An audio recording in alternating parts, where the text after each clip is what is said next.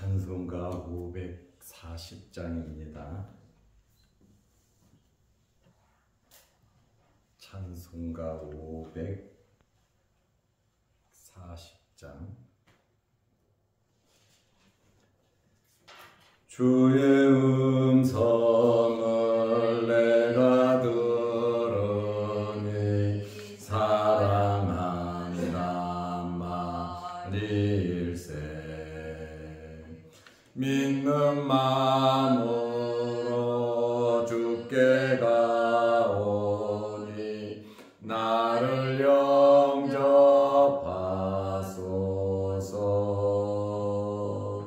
내가 매일 십자가 앞에 더 가까이 가오니 구세주의 흘린 보배 피로써 나를 정케 하소서. 주여 넓으신 은혜 베푸사 나를 받아주시고 나의 품은 뜻 주의 뜻같이 되게 하여 주소서. 내가 매일 십자가 앞에 더 가까이 가오니 구세주의 흘린 보배 피로써 나를 정케 하소서. 주의 보좌로 나아갈 때에 어찌하니 기쁠까. 주의 얼굴을 항상 배우니 더욱 진근합니다.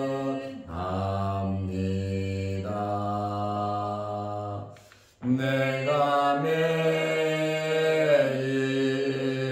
십자가 앞에 더 가까이 가오니 구세주의 흘린 보배 피로써 나를 정케 하소서. 우리 구주의 넓은 사랑을 증량할 자 없으며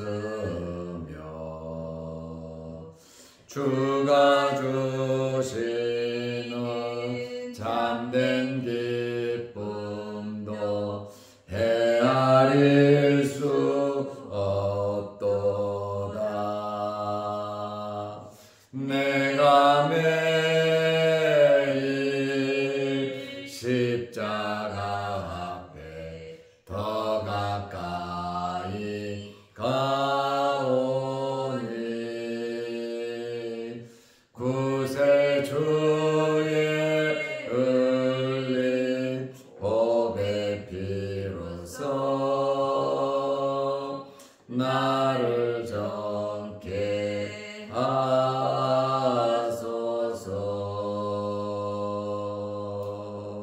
아멘.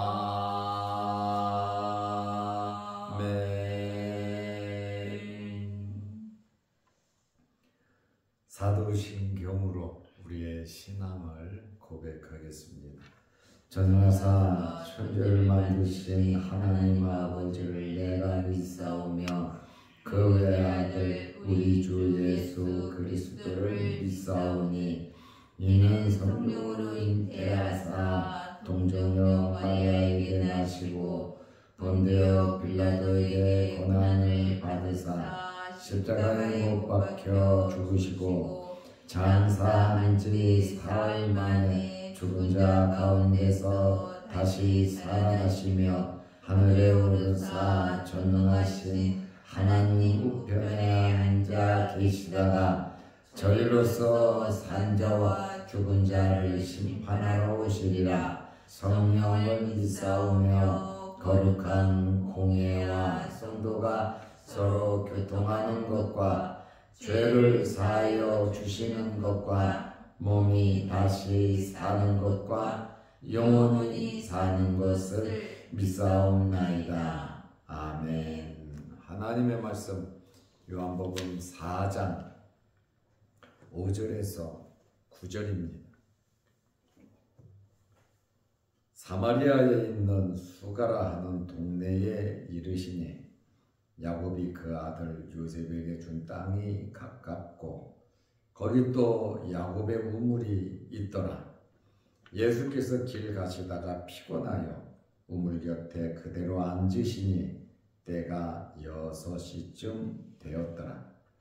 사마리아 여자 한 사람이 물을 기르러 왔음에 예수께서 물을 좀 달라 하시니 이는 제자들이 먹을 것을 사러 그 동네에 들어갔음이러라. 사마리아 여자가 이르되 당신은 유대인으로서 어찌하여 사마리아 여자인 나에게 물을 달라 하나이까 하니 이는 유대인이 사마리아인과 상종하지 아니함이러라. 아멘. 9절 말씀까지 보았습니다. 오늘은 예수님께서 사마리아 수가라고 하는 마을에 들어가셨습니다.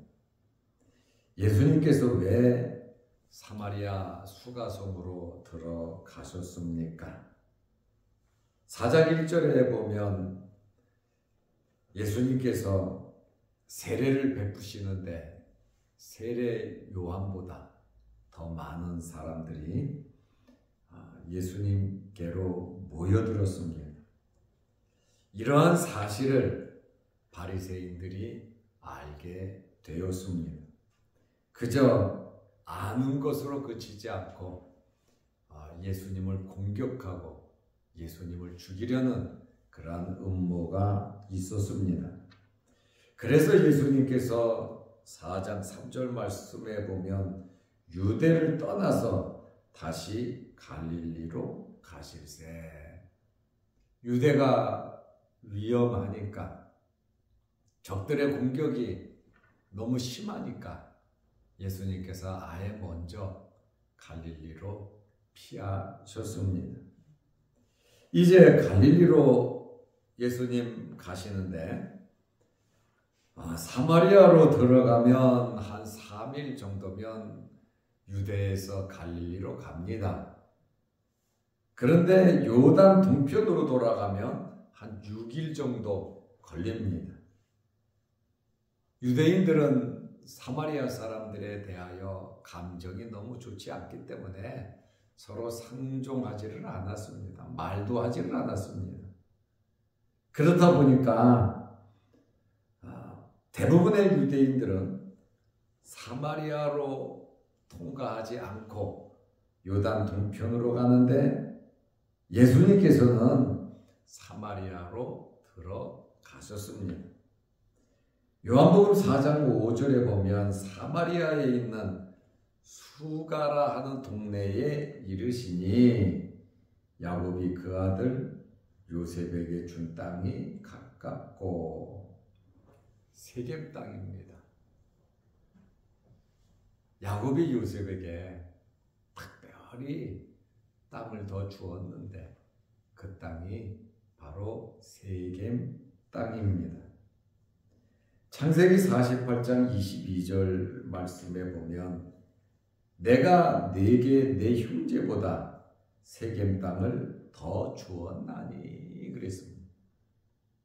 야곱이 유언을 하면서 요셉에게는 내 형제들보다 세겜 땅을 너에게는 더 주었다.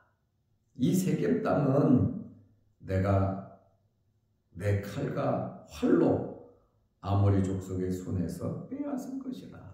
생명 걸고 야곱이 세겜 땅을 차지했다고 창세기 48장에 말을 하고, 이 땅을 누구에게 줬냐?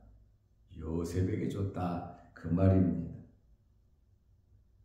이 수가는 세겜과 매우 가깝고 예루살렘에서 사마리아를 통과하여 갈릴리로 가는 길가에 위치한 조그만 마을입니다. 유대에서 이제 갈릴리로, 사마리아로 통과하니까 가는 길에 수가라고 하는 성을 들려서 갈 수밖에 없었습니다. 이 세겜 땅은 훗날 여호수아 24장 32절을 보면 요셉이 묻힌 곳입니다. 애굽에서 가져온 요셉의 뼈를 세겜에 장사했으니, 바로 이 세겜이라고 하는 이곳이 이스라엘 역사에 굉장히 중요한 장소인데 수가성과 가까이 있기 때문에 세겜에 대한 말씀을 드렸습니다. 이 수가라고 하는 동네에 오늘 본문에 보면 4장 6절에 보면 야곱의 우물이 있었습니다. 4장 6절에 거기 수가라는 동네에 또 야곱의 우물이 있더라, 이렇게 말하고 있습니다. 창세기를 보면 야곱의 우물에 대한 이야기는 없습니다. 그리고 야곱이 우물을 팠다는 그러한 내용도 성경에는 없습니다. 그러나 구전으로 입과 입을 통해서 내려오는 이야기는 이 우물은 야곱이 우리에게 준 우물이다, 이렇게 조상 때부터 내려오는 말이 있었습니다. 여기 이 우물이라고 하는 이 단어가 사실 두 가지가 있습니다. 페게라고 하는 단어하고 프레아르라고 하는 단어가 있어요. 6절에 있는 이 우물은 페게라고 하는 단어입니다.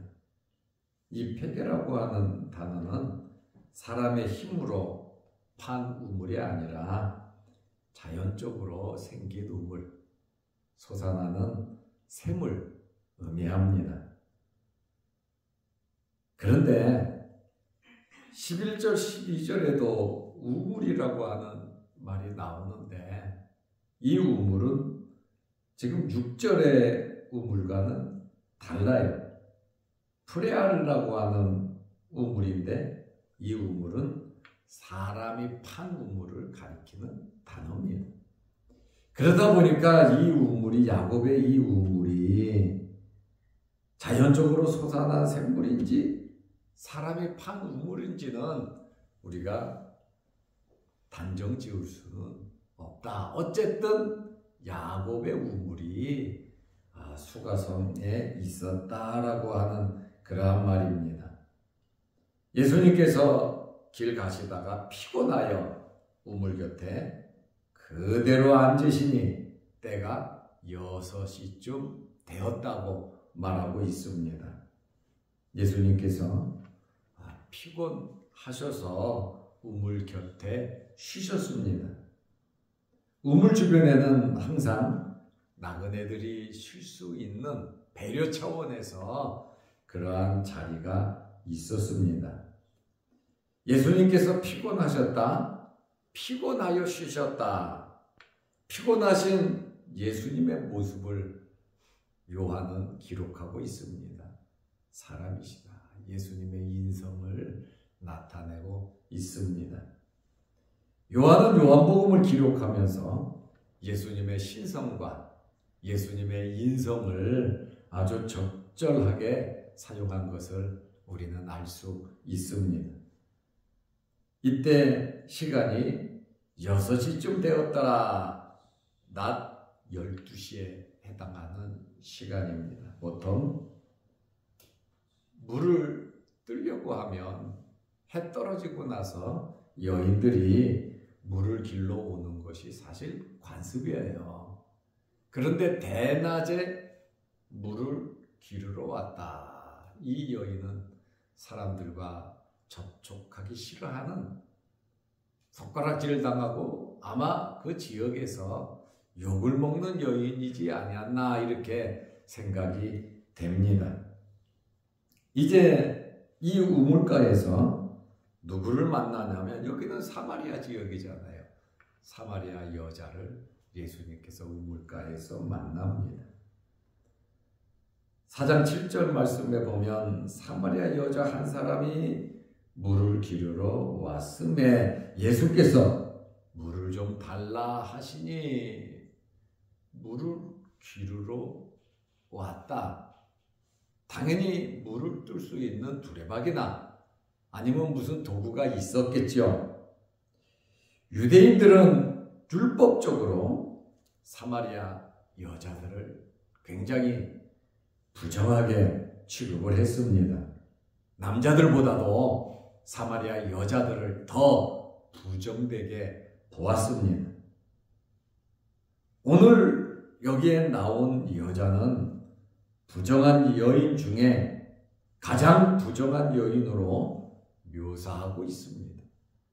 18절 말씀에 보면 남편이 5명 있었고 지금 같이 살고 있는 남편은 내 남편이 아니다 말씀하신 것처럼 남의 남편과 지금 불륜을 맺으며 살아가고 있는 여인인 것을 우리가 알 수 있습니다.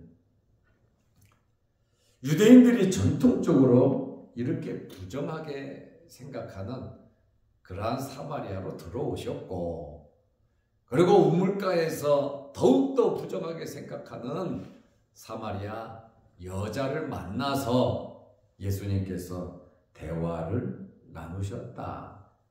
사마리아 여인 중에서도 세상에 남편 5, 남의 남편 데리고 사는 이렇게 사람들에게 피해를 주는, 또 소문 안 좋은 이 여인과 예수님께서 대화를 나누셨다고 하는 그러한 말씀입니다. 제자들은 먹을 것을 사러 갔다고 말하고 있습니다.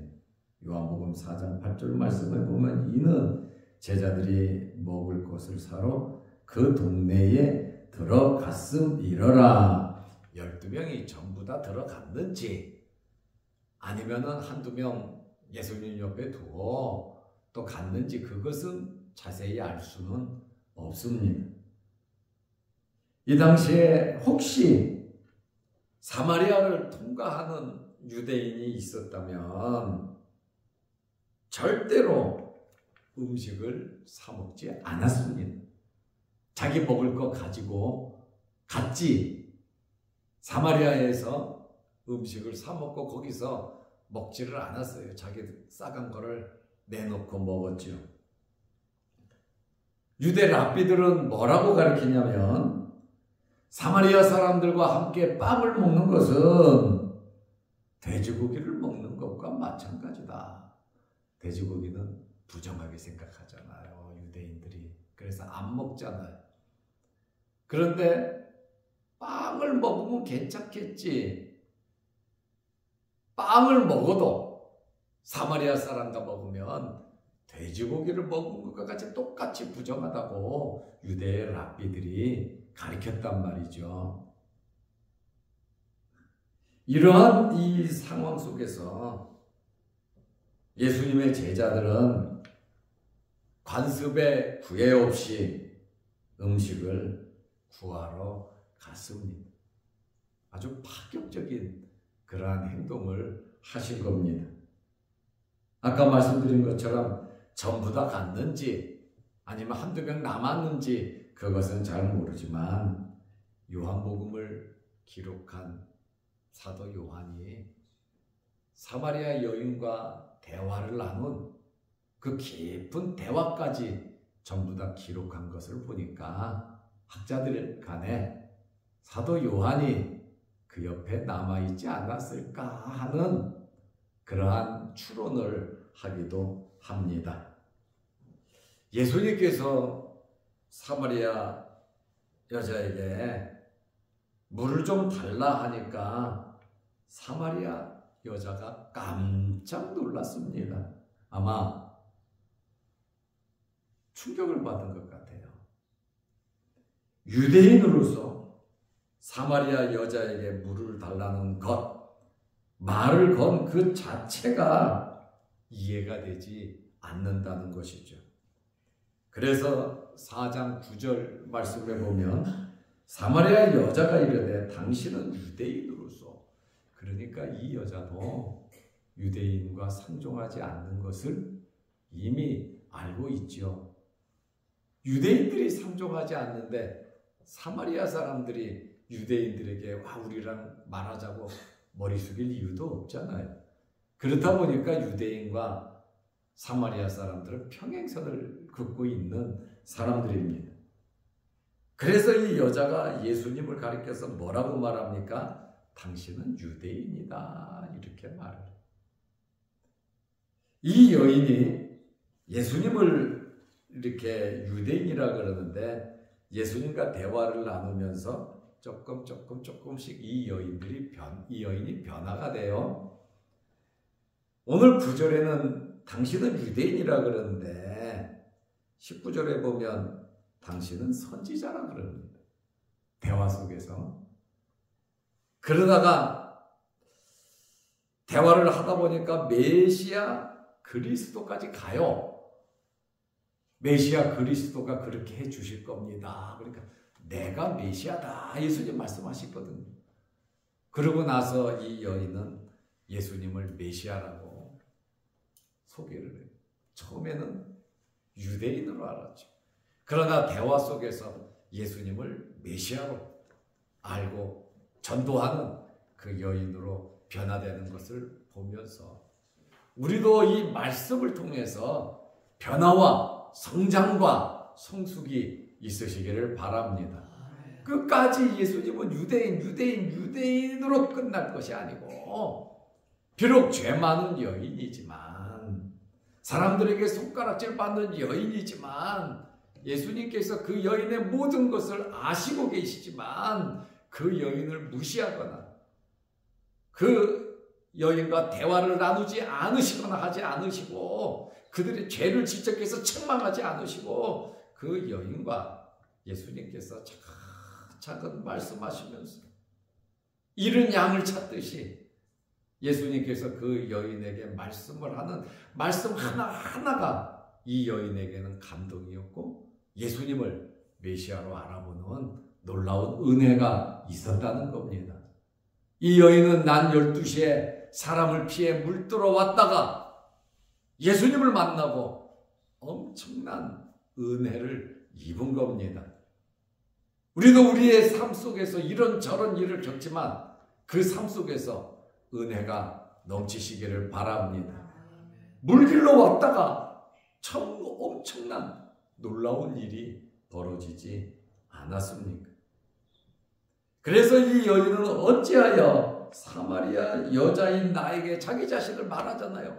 어찌하여 당신은 유대인인데 사마리아 여자인 나에게 물을 달라 하나이까? 하니 이는 유대인이 사마리아인과 상종하지 아니함이라. 어느 정도인지 알겠지요. 상종하지 않는다. 그런데 이 여자가 예수님께서 유대인인 것을 바로 알아봤습니다. 어떻게 해서 예수님께서 유대인인 줄 알아볼 수 있었겠습니까? 남과 북이 별로 사마리아 쪽하고는 왕래를 하지 않다 보니까 말을 하는 언어가 달랐다는 거예요. 이 액센트, 억양이 달랐죠. 우리가 북한 사람 만나서 이야기하면 바로 알잖아요. 식당에 가서 중국 동포를 만나면 바로 알잖아요. 같은 민족이니까. 이스라엘도 12지파 같은 민족인데요. 사마리아 사람이나 유대인이나. 그런데 이 복장도 북한 사람 TV를 보면 이 저 사람 북한 사람이다. 이 사람은 중국 우리 동포다. 이렇게 왜 오랫동안 단절됐기 때문에 말하는 말투나 입는 의상이 다르다는 것이죠. 사마리아와 유대도 그렇습니다. 그렇다 보니까 이 여인이 언어와 복장을 이렇게 보면서 바로 예수님을 알아보았습니다. 예수님께서 사마리아 여인과 대화를 나누시는 것은 목적이 있으시죠. 물 한 그릇 얻어 마시려고 말한 거 아니지 않습니까? 예수님께서 사마리아로 들어가신 것도 예수님의 메시아로서의 그 사역을 감당하시는 것을 우리는 알 수 있습니다. 예수님께서 가시는 곳곳마다 족족이 구원의 역사와 잃은 양을 찾는 하나님의 나라를 전파하는 놀라운 일이 있었습니다. 자신을 증거하시고 하나님의 나라를 소개했습니다. 우리의 삶에도 이러한 목적, 예수님께서 어디 가시든지 하나님으로부터 위임받은 사명, 사역을 감당한 것처럼 우리 또한 우리의 살아 호흡하는 그 순간 끝까지 주님의 사역을 잘 감당하는 저와 여러분들이 되시기를 바랍니다. 기도하겠습니다. 하나님 아버지, 오늘도 이 새벽에 우리를 부르시고 하나님께 예배드리게 하심을 감사합니다.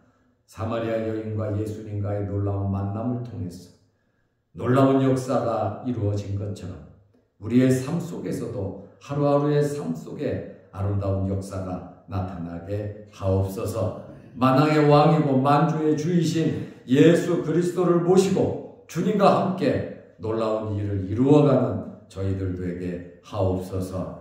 오늘 새벽에도 우리를 일깨우시고 아버지의 전으로 부르시고 예배드리게 하심을 감사합니다. 기도하게 하심을 감사합니다. 여러 가지 제목으로 기도할 때 하늘문 열리게 하시고 응답하여 주옵소서. 또한 영상을 보면서 함께 말씀으로 은혜 나누는 성도들에게도 함께 하옵소서. 자양동 교회와 모든 성도들을 지켜 보호하여 주시고 건강적으로 어려움 없게 하시고 물질적으로도 어려움 없게 하시고 영적으로도 방황하지 않도록 하나님의 은혜가 강하게 내려주셔서 붙잡아 주옵소서. 오늘도 정국 목사 장로 기도회가 있사오니 주의 은혜가 넘치게 하옵소서. 예수님의 이름으로 기도하옵나이다. 아멘. 하늘에 계신 우리 아버지여, 이름이 거룩히 여김을 받으시오며 나라의 마옵시며 뜻이 하늘에서 이룬 것 같이 땅에서도 이루어지이다. 오늘날 우리에게 일용할 양식을 주옵시고 우리가 우리에게 죄 지은 자를 사하여 준 것 같이 우리 죄를 사하여 주옵시고 우리를 시험에 들게 하지 마옵시고 다만 악에서 구하옵소서. 대개 나라와 권세와 영광이 아버지께 영원히 있사옵나이다. 아멘. 자유롭게 기도하시기 바랍니다.